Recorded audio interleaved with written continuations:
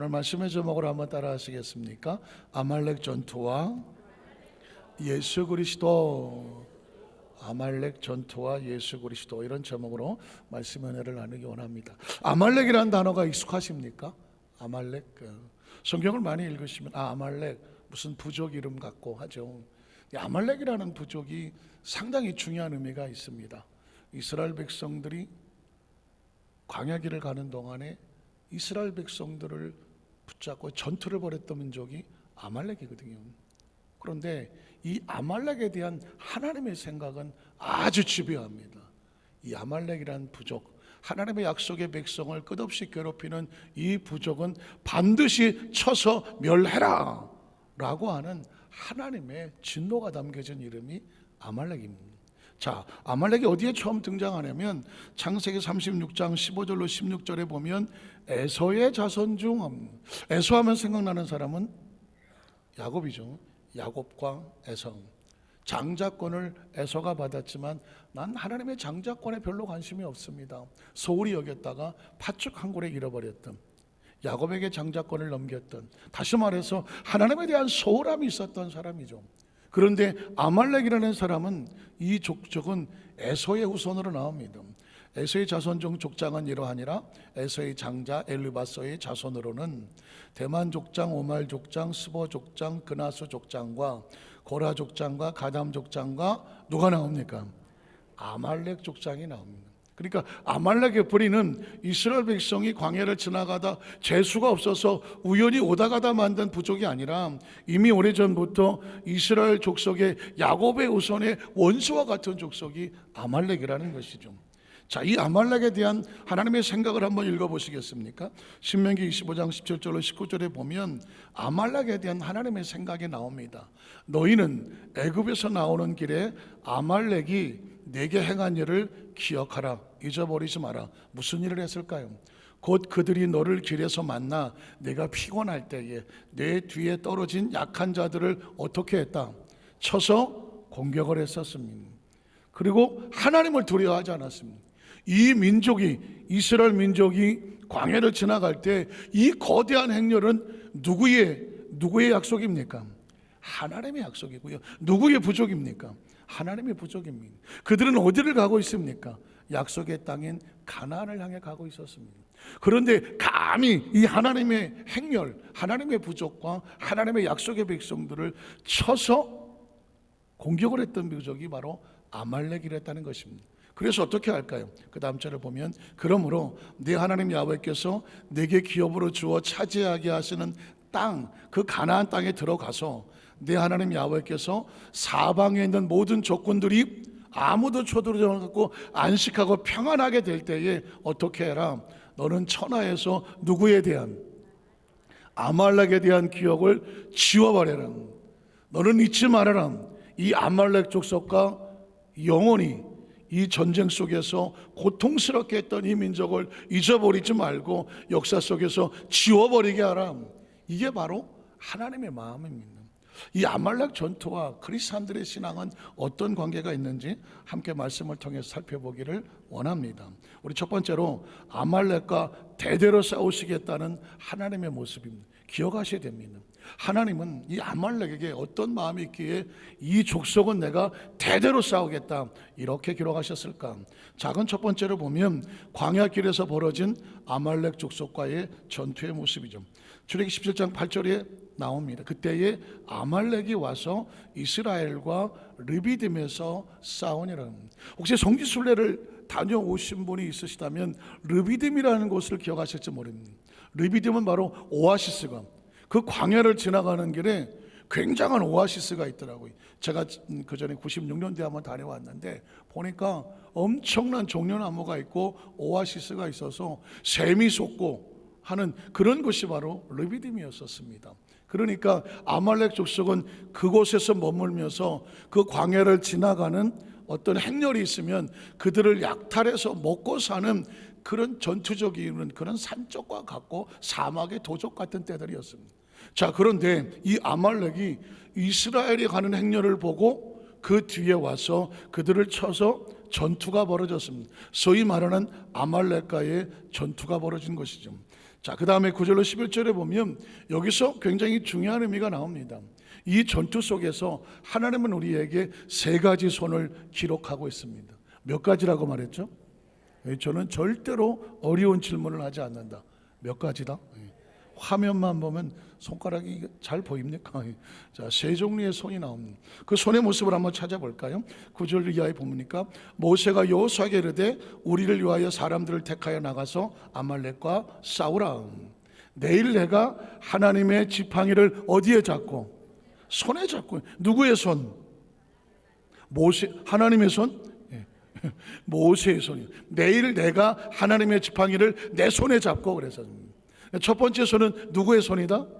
모세의 손인 것이죠. 근데 그 손이 특별한 것은 무엇을 잡았다? 하나님의 지팡이를 잡았다는 것입니다. 그리고 산꼭대기에 서겠다고 말했습니다. 자, 첫 번째 손은 하나님의 지팡이를 잡은 모세의 손. 두 번째는 여호수아가 모세의 말대로 행하여 아말렉과 싸우고 모세, 아론과 훌은 산꼭대기에 올라가서 모세가 손을 들면, 지팡이를 들고 손을 들면 누가 이기고? 이스라엘이 이기고, 손을 내리면 누가 이기더라? 아말렉이 이기더라. 이건 모세의 능력이 아닙니다. 무슨 모세의 손에서 장풍이 나와서 이기고 이런 것이 아니라 하나님의 지팡이를 손에 잡고 하나님의 능력이 역사하시도록, 기도의 손이 올라갔을 때 하나님이 역사하셨다는 의미와 같습니다. 지쳐서 그 손이 내려왔을 때에 하나님의 능력의 공급이 끊어지면 아말렉이 이긴다는 것입니다. 이 전쟁은 철저하게 영적인 전쟁이고 하나님의 역사하시는 것입니다. 자, 그랬는데 그 다음 절을 보니까 모세의 팔이 피곤했습니다. 이거 여러분 얼마나 붙잡고 손 있겠습니까? 쉽지 않습니다.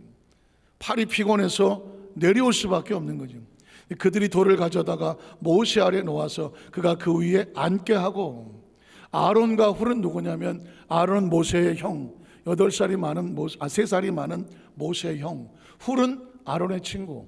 그러니까 모세가 아론과 훌을 데리고 같이 올라간 것입니다. 근데 모세의 손이 피곤하여서 내려오매 누가? 아론과 훌이, 한 사람은 이쪽에서 한 사람은 저쪽에서 모세의 손을 어떻게? 붙들어 올렸다고 하면, 모세의 손을 붙들어 올리려면 누구 손도 올라가야 돼요? 아론과 훌의 손. 제가 보니까 우리 여도수 목안사교회 성도들은 성경의 내용을 너무 빠삭하게 알아. 그래서 조금 쉽다고 생각하면 대답을 안 해. 좀 어려운 것 좀 물어달라, 그런 표정인 것 같은데, 다음엔 제가 좀 어려운 것도 만들겠지만, 모세의 손이 올라가면 누구 손이 따라 올라가야 돼? 아론과 훌의 손도 올라가야 돼. 그래서 두 번째 손은 뭐냐? 아론과 훌의 손이 보이는 겁니다. 그 손이 붙들어 올렸더니 어떤 일이 벌어집니까? 그 손이 해가 지도록 내려오지 않아. 모세의 손도 안 내려오고 아론과 훌의 손도 내려오지 않았습니다. 자, 그랬더니 그 다음 절에 보면 이제는 여호수아가 칼날로, 여호수아가 칼날을 붙잡았어. 누구의 손이 나옵니까? 여호수아의 손이 나오는 것입니다. 여호수아가 칼날로 아말렉과 그 백성을 쳐서 무찔렀다고 말하고 있습니다. 이 전투에 승리하기 위해서 세 가지 손이 필요한데, 모세가 하나님의 지팡이를 붙잡고 하나님 앞에 부르짖는 손, 피곤하지 않도록 아론과 훌이 붙잡아주는 손, 그 능력으로 현장에 나가서 전투에서 승리하는 여호수아의 칼날의 손이 필요합니다. 오늘 이 이야기는요, 교회 공동체에서도 아주 중요한 것입니다. 지난 화요일 날 대부도 기억하시죠? 대부도 아시죠? 대부도에 순복음교회라는, 대부도 순복음교회에 간판을 달고 처음 출발하는 교회가 하나 생겼습니다. 제가 대부도를 지나갈 때마다 왜 여기 순복음교회가 없나, 우리 교회에서 누가 하나 세워야 될까? 그랬는데 그걸 어떻게 들으셨는지 하나님께서 어느 장로교회에서 간판을 바꾸겠다. 무슨 간판으로? 순복음교회 간판으로 바꾸겠다. 그래서 우리 순복음 지방에 가입을 하고 순복음 간판을 달고 창립 예배를 드리는데, 제가 이제 지방회장이라 가서 창립 예배를 인도하게 됐습니다. 가슴 뭉클하더라고요. 대부도 순복음교회라고 붙었어. 지나가시다가 그게 대부도 순복음 간판에 붙으면 그 교회가 그 교회구나 하시면 돼요. 제가 가서 교회 창립 예배를 드리면서 오늘 본문의 말씀을 전했습니다. 세 개의 손이다.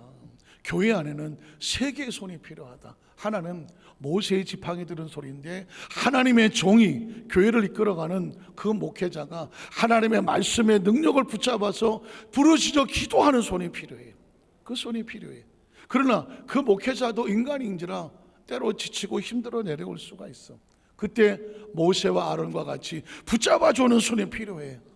그 장로님들이 필요하고 권사님들이 필요하고 우리 또 안수입사들 재직들이 필요한 거예요. 재직은 뭐냐? 모세와 아론과 같이 하나님의 지팡이를 들은 모세의 손을 같이 붙잡아주는 손님. 어느 교회가 하나님의 역사가 나타나느냐? 재직들이 함께 손을 잡아서 담임 목사님과 함께 그 부르짖어 기도하는 손을 내리지 않을 때 하나님의 역사하시는 겁니다.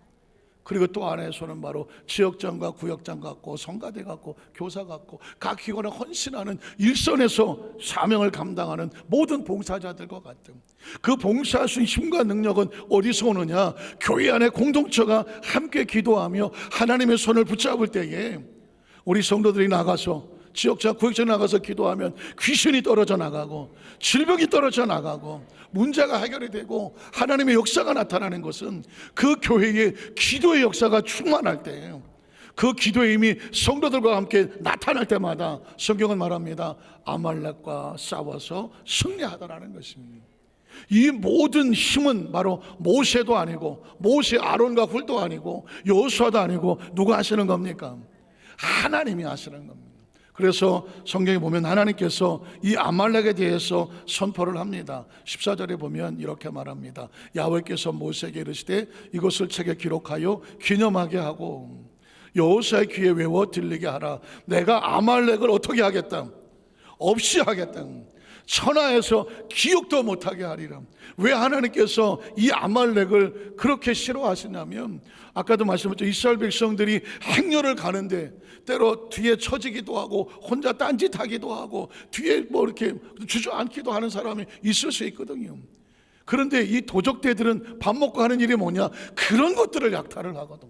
절대 메인을 공격하지 않아요. 뒤에 처지고 넘어지고 쓰러져 있고 시험 들어 있고 섭섭하고 이런 사람들을 공격해서 무너뜨리려고 하는 거예요. 하나님의 입장에서는 하나님의 백성을 전투하게 하는, 빼앗으려고 하는 아말렉을 하나님은 자존심 상해 하는 거예요. 아말렉을 없이 하여 천하에서 기억도 못하게 하리라. 그 다음 절에 보면 그래서 모세가 제단을 쌓고 그 이름을 야훼 니시라고 하고 이르되 야훼께서 맹세하시기를 야훼가 아말렉과 더불어 언제까지 대대로 싸우려는, 모든 하나님이 복싱하는 처럼 이래전하고 땡 이래전하고 땡 이렇게 싸우는 것이 아니라 이 족속 자체가 존재하는 한 끝까지 하나님께서 이 땅에서 흔적을 지울 때까지 하나님의 역사를 방해하는 모든 세력들을 하나님이 대신 싸워주시겠다고 하는 것입니다.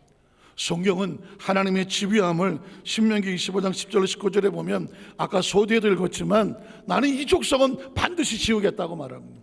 너희는 애굽에서 나오는 길에 아말렉이 내게 행한 일을 기억해라.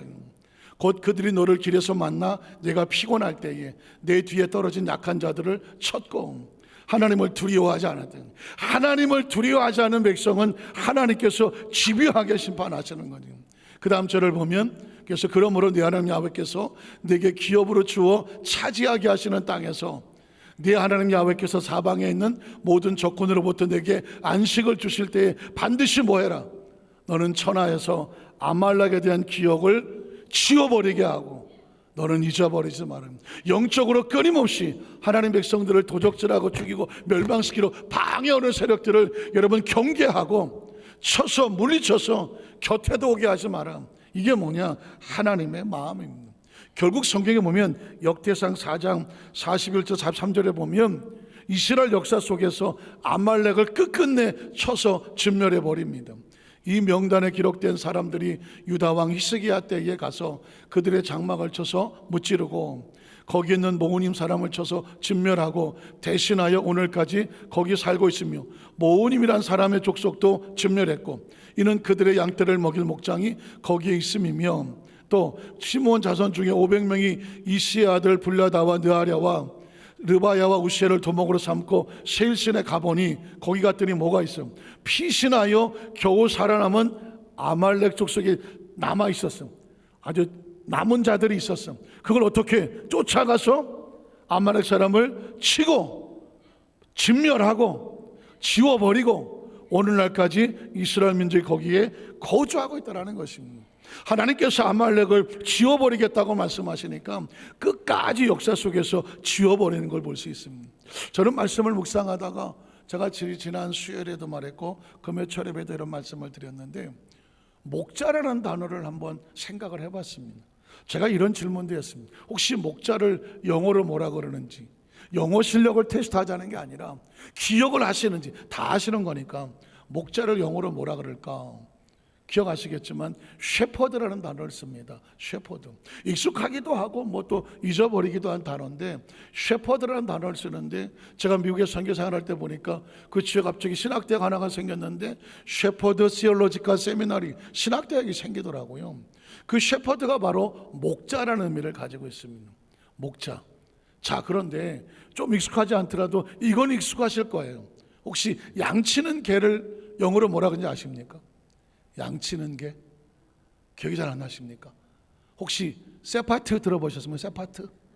나는 세파트를 안다. 세파트. 나는 세파트라는 단어를 처음 들어본다. 저 뒤에 처음 들어보십니까? 예. 연세가 있으신 것 같은데. 원래 셰퍼드인데 일본 발음이 좀 세지 않습니까? 영어 발음이 잘 안 되는 사람들이 미국 사람입니다. 그래서 옛날에 자동차 빽빽 그러면 빠꾸 막 올라이트 오라이 빵빵 막 이렇게 다 일본말이, 영어가 일본말을 섞어서 막 애매하게 들어온 거거든요. 그 중에 하나가 뭐예요? 세파트입니다. 원래는 셰퍼드인데 일본 사람들이 세파트 세파트 그러니까 우리 무슨 말인지도 모르고 세파트 세파트 그랬어요. 개 이름입니다. 양치는 개를 세파트라고 말했습니다. 어느 날 제가 묵상하다 깜짝 놀랐습니다. 사람도 셰퍼드고 개도 셰퍼드야. 왜 셰퍼드 개, 뭐 덕이라고 하든가 개를 왜 안 붙이고 양치기도 셰퍼드, 양치는 개도 셰퍼드라고 말할까? 이유를 가만히 묵상해 보니까 혹시 이런 의미가 아닐까? 양 때문에 목자가 생겼습니까? 목자가 있어서 양이 생겼습니까? 양 때문에 목자가 있는 겁니다. 그러니까 목자는 전적으로 양을 위해서 있는 거죠. 양을 돌봅니다. 양을 보호하고 지킵니다. 푸른 초장과 실만한 물가로 양을 인도합니다. 이게 목자가 하는 겁니다. 이게 셰퍼드가 하는 겁니다. 그런데 양치기 개도 양을 돌봅니다. 양이 있어서 양치기 개가 생겼습니까? 양치기 개가 있어서 양이 생겼습니까? 양이 있어서 양치기 개가 생기는 겁니다. 양치기 개는 뭐 합니까? 양을 보호합니다. 지킵니다. 그 다음에 옆길로 가면 막 쫓아가서 이리 가라고 하고 바른 길로 인도하는 겁니다. 셰퍼드가 하는 일은 양을 돌보고 지키고 옳은 길로 인도하는 겁니다.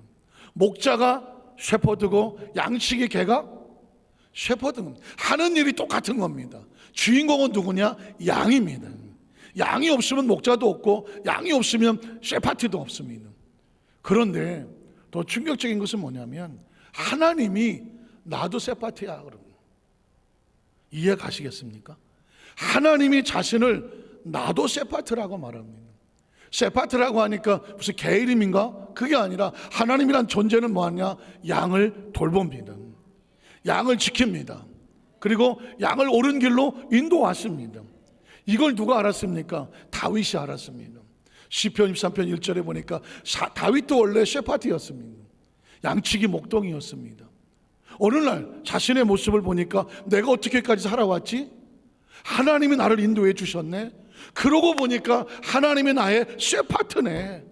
야훼는 나의 목자시니. 영어 성경을 찾아보십시오. 마이 셰퍼드라고 되어 있습니다. 셰퍼드는 뭘까요? 양을 돌보고 지키고 인도하는 겁니다. 다윗이 말하지 않습니까? 하나님은 나의 목자가 됐습니다. 그가 나를 푸른 초장과 쉴만한 물가로 인도하십니다. 자기 이름을 위해서 내 영혼을 소생하고 의의 길로 인도하신다. 사망의 음침한 길을 갈 때 혼자 놔두지 않습니다. 목자가 함께 하십니다. 그러므로 해를 두려워하지 않습니다. 그래서 고백하지 않습니까? 나는 부족함이 없습니다. 다윗은 압니다. 목자는 어디까지 한지 아십니까? 자기가 목자였을 때 이리와 늑대가 와서 자기 양을 집어가면 쫓아가서 뭐 짐승이니까 아가리를 찢어서 자기 양을 찾아왔다고 말합니다. 목자란 목숨을 걸고 자기 양을 찾아오는 겁니다. 자기는 깨달았습니다. 하나님은 내가 이리와 늑대를 만난 것처럼 위기에 빠졌을 때에 홀로 두지 아니하시고 하나님이 그 마귀의 아가리를 찢어서라도 나를 건져내셔서 여기까지 와 있습니다. 이게 다윗의 고백입니다. 하나님은 어려운 존재가 아닙니다. 그냥 셰퍼드라고 생각하면 됩니다. 마이 셰퍼드, 나를 돌보고 지키고 여기까지 오는데 다른 길로 가지 말고 옳은 길로 가라고 인도하시는 분, 그 인도자로 보내신 분이 누구냐? 또 다른 셰퍼드 예수님인 겁니다. 이건 예수님은 한술 더 그냥 셰퍼드가 아니야, 구 셰퍼드야.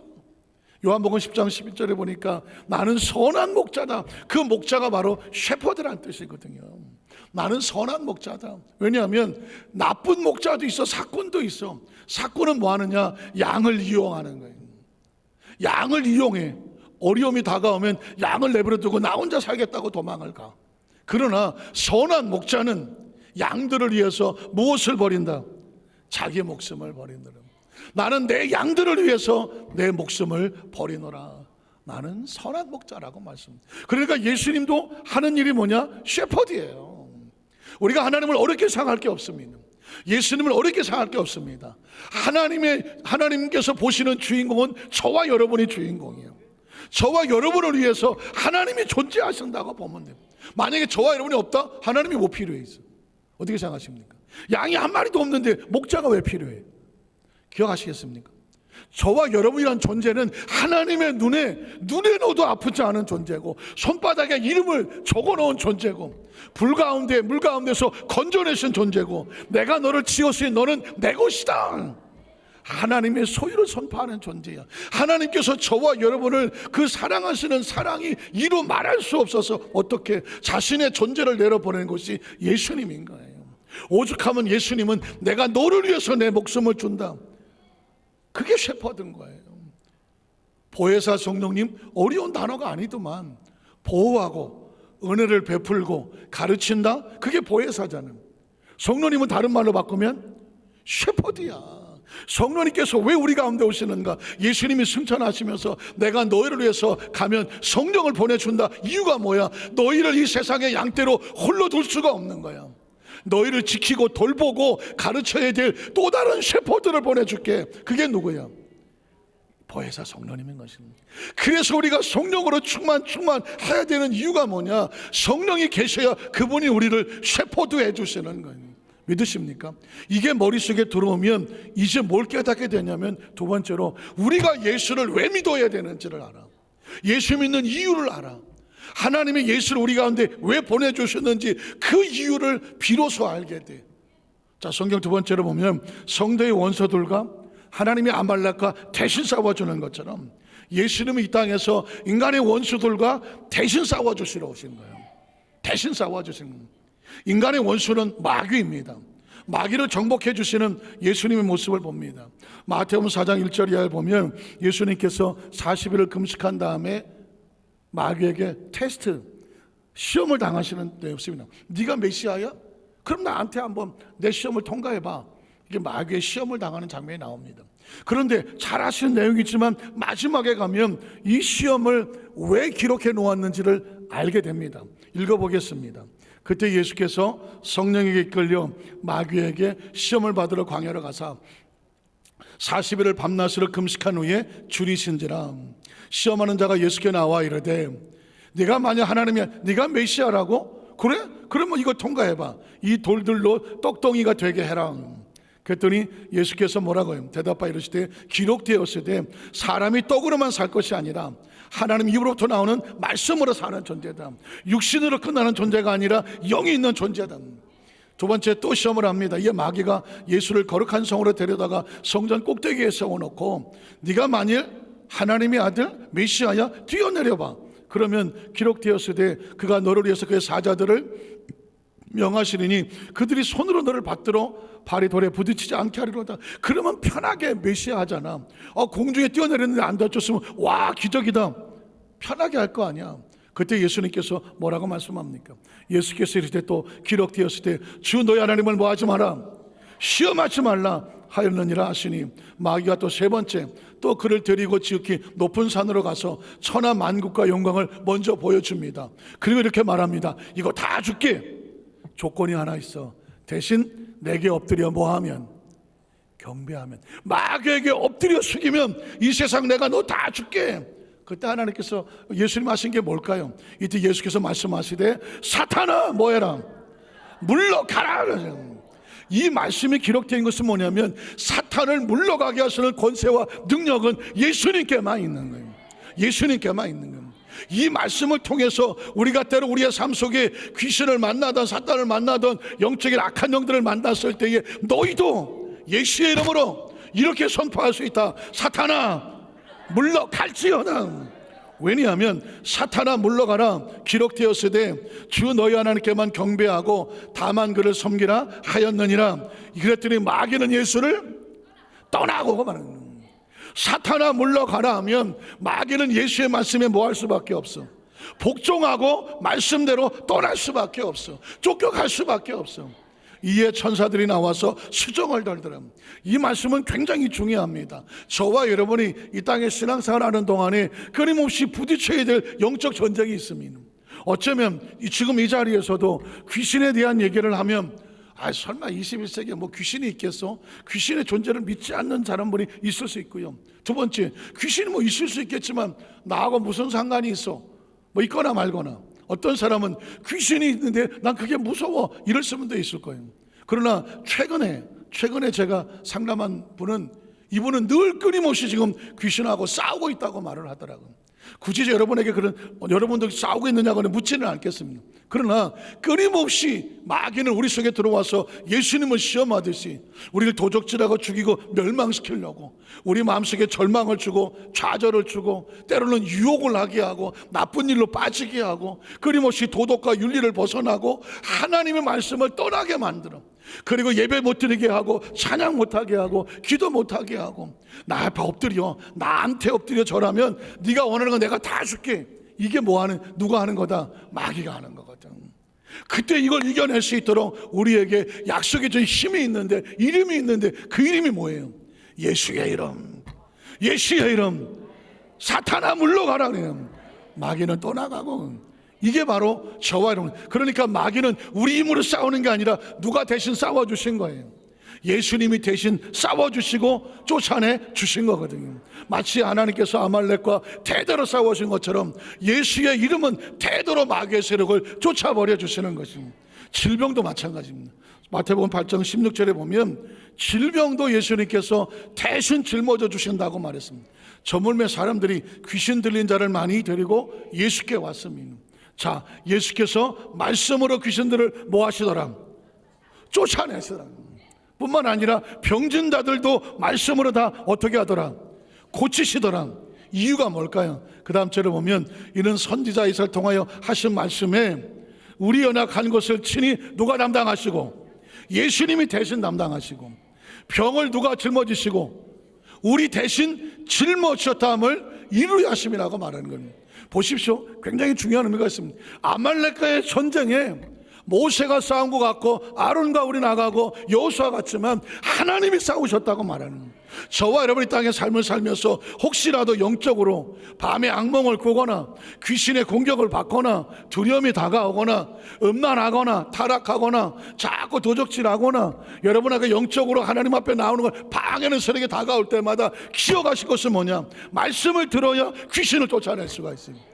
말씀을 듣고 나면 여러분이 말씀을 등적하여서 기록되었을 때 예수께서 사탄을 쫓아내셨으니 나도 예수 이름으로 명령하노라 떠나갈지어다.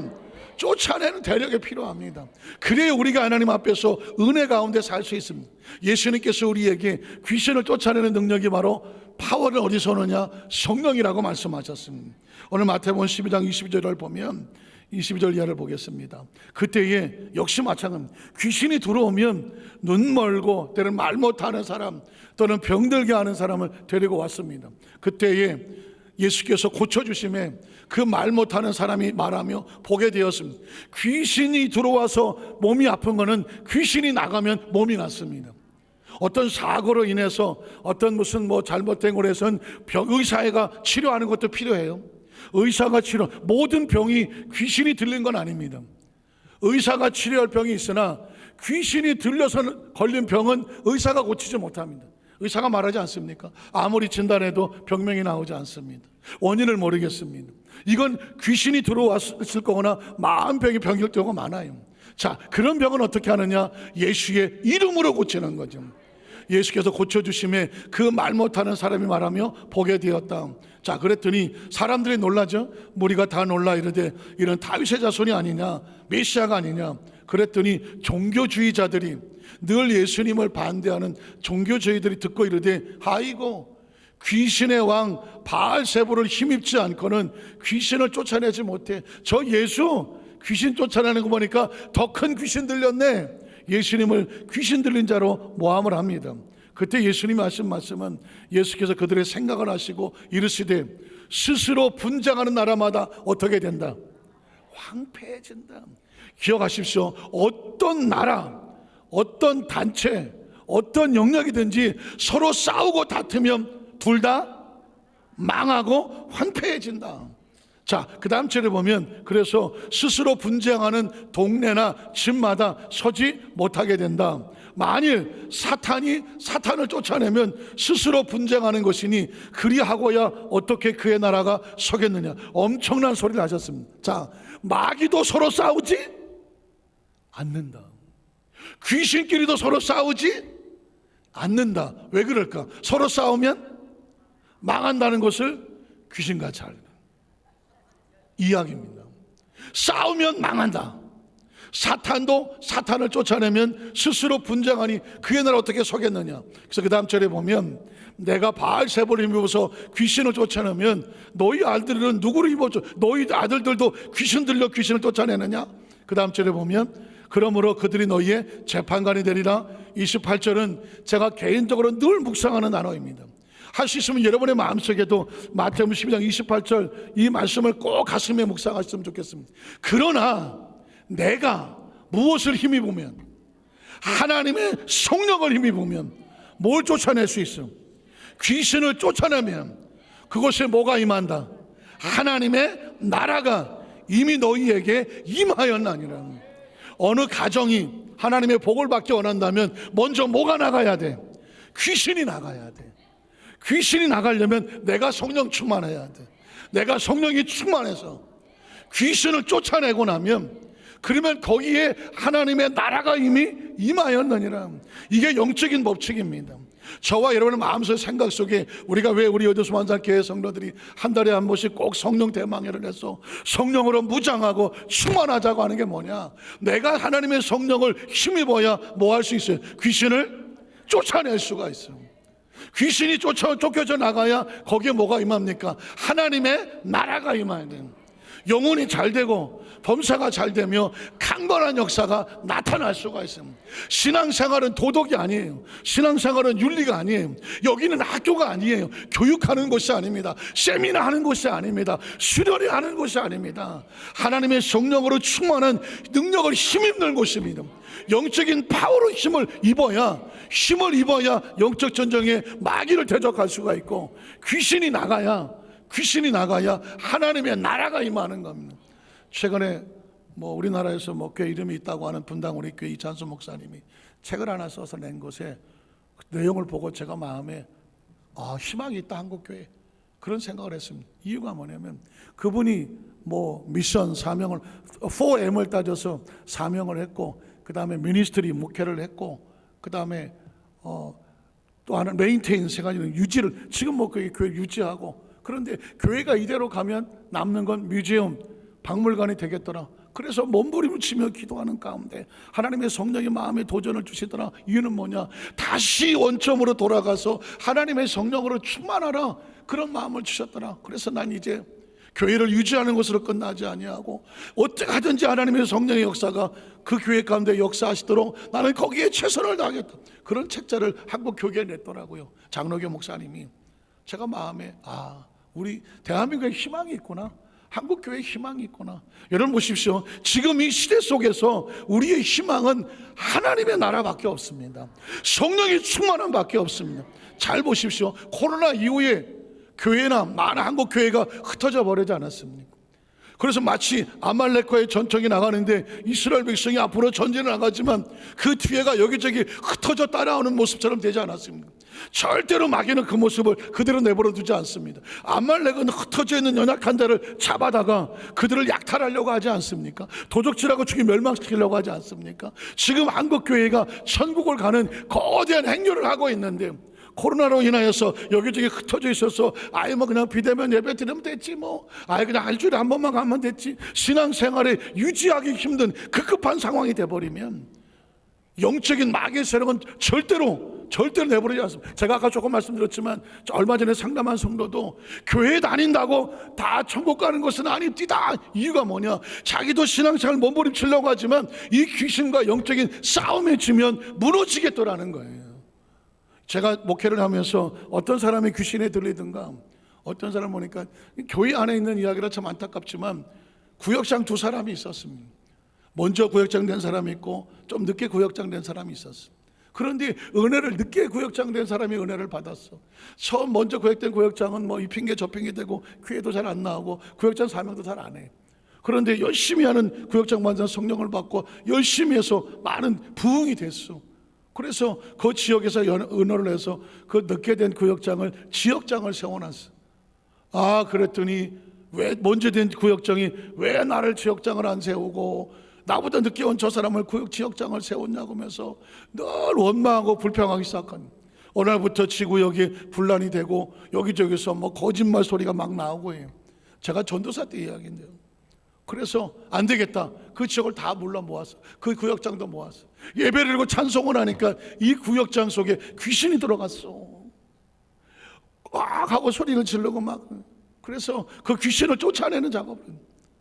귀신이 쫓겨져 나가고 났어. 그리고 나서 상담을 했더니 그때 제가 전도사 때인데 전사님 제가 그 구역장을 미워하고 시기하고 질투하고 그리고 다른 사람들이 다 서운하더래. 그래서 그 서운함 때문에 하셨더니 어느 날 갑자기 마음속에 막 미움이 다가오고 분노가 다가오고 그리고 그 구역장 그 지역 먼저 된 지역장을 향해서 막 거짓말이 자기가 생각도 안 했는데 막 여기서 거짓말이 막 나와서 그냥 막 거짓말을 막 하고 살았대. 전사님 제가 하고 싶은 게 아니었어요. 나도 모르게 거짓말이 막 나온. 귀신은 언제 들어오느냐?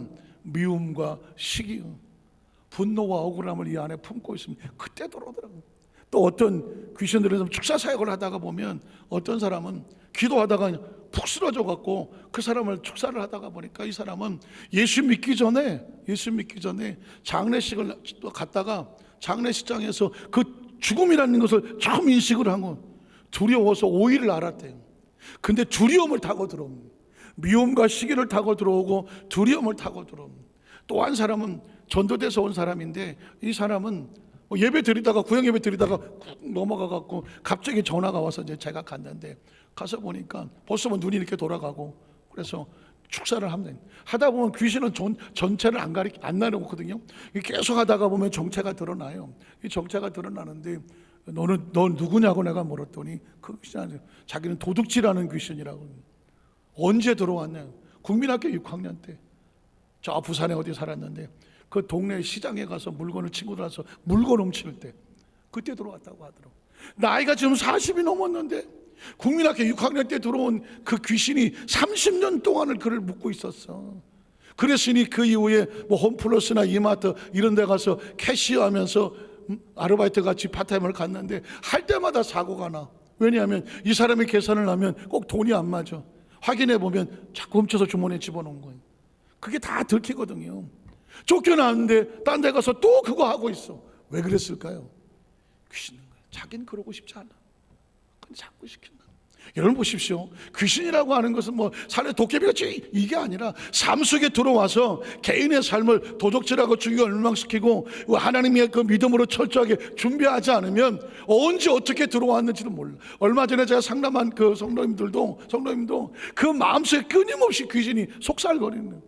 이렇게 해라 저렇게 하라 막 마음에 분란이 다가오고 미움이 다가오고 기도 생활 방해하고 영적 생활. 이유는 딱 하나예요. 절대 여러분 보십시오. 늑대나 이래가 꼭 이 전체 무리를 공격하지 않습니다. 무리에 떨어져서 저 뒤에서 여기저기 방황하거나 다른 데 쳐다보거나 그런 떨어진 존재를, 약한 존재를 잡으려고 하는 거예요. 영적인 것도 마찬가지입니다. 우리가 철저하게 성령 충만해서 우리가 함께 모여서 마지막 때에 모이기를 힘써라, 그리고 영적으로 무장해라, 마귀를 대적하라, 그래야만 저가 피하리라 하는 이런 딴 게 아닙니다. 영적으로 무장하면 세계의 손처럼 같이 손잡고 믿음으로 나가면 마귀의 새로운 한 길로 왔지만 7길로 쫓겨나가는 겁니다. 그래서 예수님도 마찬가지, 내가 하나님의 성령의 능력을 힘입었다고.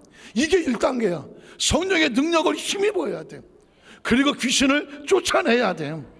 그러면 너희 가운데 하나님의 나라가 임하면 비로소 평안한 거야. 비로소. 저는 오늘 우리 여도수만사교회 모든 성령들 다시 한번 신앙을 다지고 성령으로 충만하고 또 충만해서, 혹시라도 우리 마음속에 부정적인 것, 인간적인 감정, 서운함, 섭섭함, 억울함, 분노, 어떤 세상적인 유혹, 탐욕, 그 어떤 것들이 우리 가슴을 막 힘들게 할 때, 마치 여기저기 감정을 뛰어들어올 때마다 사탄아 물러가라, 그냥 사탄아 물러가라, 성령님을 인정하냐고 모셔드리고 무장을 해서 비로소 그래 여러분이 생명이 살아요. 가정이 살고 사업이 살고 여러분의 직장이 사는 그 은혜의 축복이 함께 하시기를 주님의 이름으로 축원합니다. 기도하겠습니다. 전능하신 하나님 아버지,